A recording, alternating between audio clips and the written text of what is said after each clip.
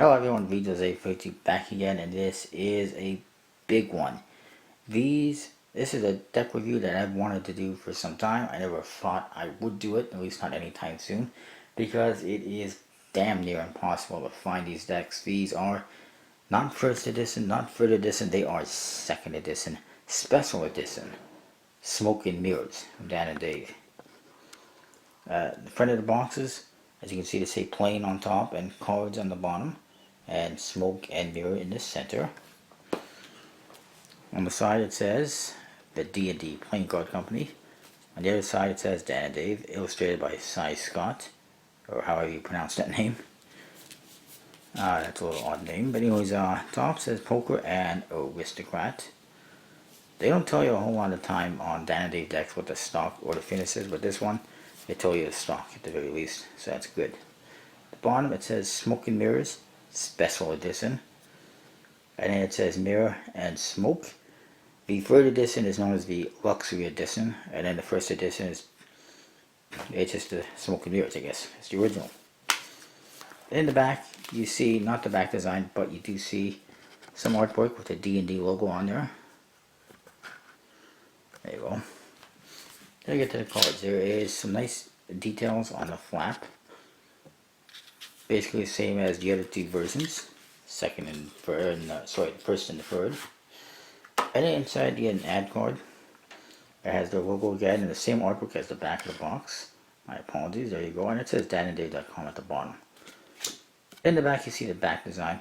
In comparison to the first edition, the only real difference is the first edition had a couple of these dots on top and bottom, and it didn't have these details wrapped around the two D's. It didn't have these little decorations around the D's.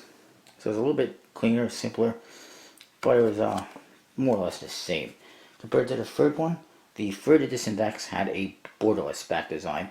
With the black deck, that meant you had black borders.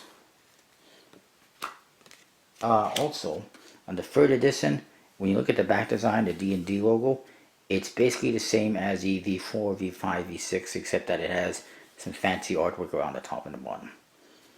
But the D&D in the center is, like I said, it's basically the same as those other ones.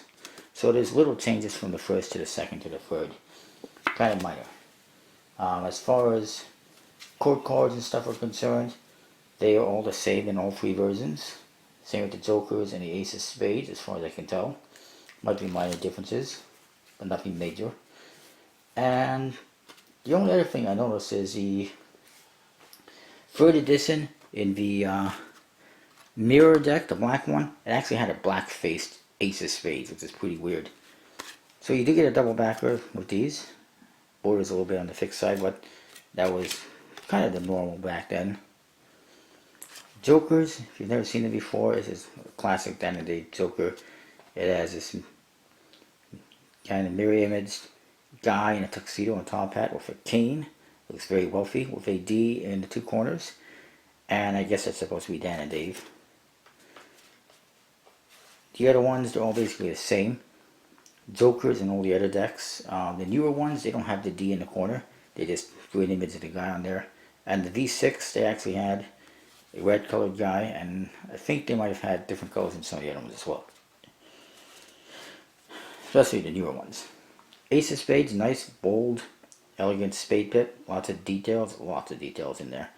It says the D&D Playing Card Company on the bottom. It's more or less the same as the ones in the newer decks, except maybe a little more details. The court cards, I like.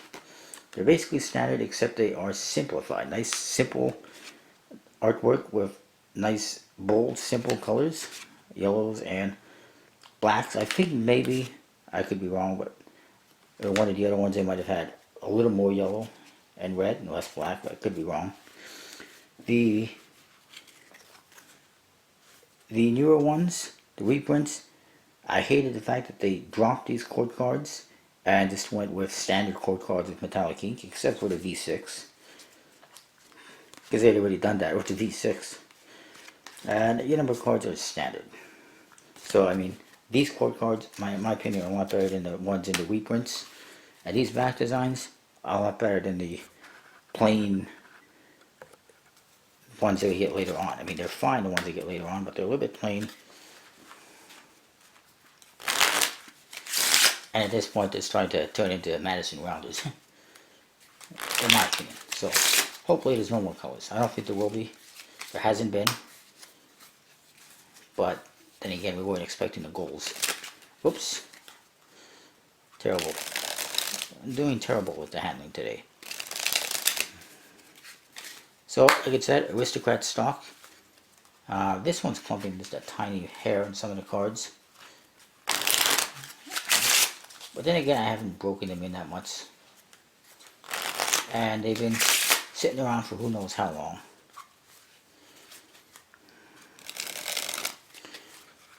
Put this away. Look at the other one. Actually, I'll leave one card out.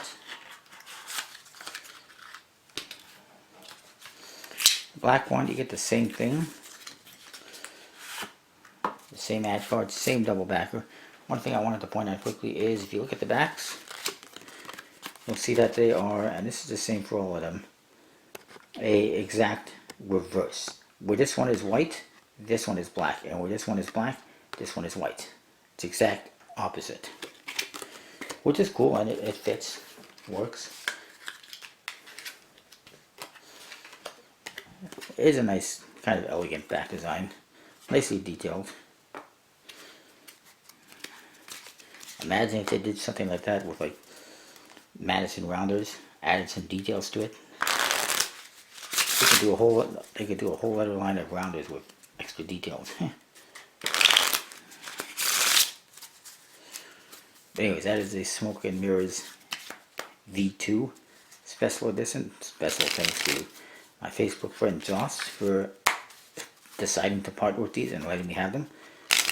They were not cheap, I'll tell you that much. They were, well, they were about $125 US without shipping. Another $10 for shipping, so. And then that's in US, so in Canadian it was actually more than that. But you know what, considering this is a once in a lifetime opportunity for me, I don't know if or when I would ever be able to get them. I had to jump on it. And I did, and I'm glad I did. And now, I don't think I have a whole lot more rare decks like this that I really want to get for my collection, so that's good. Anyways, I will see you next time with more deck reviews.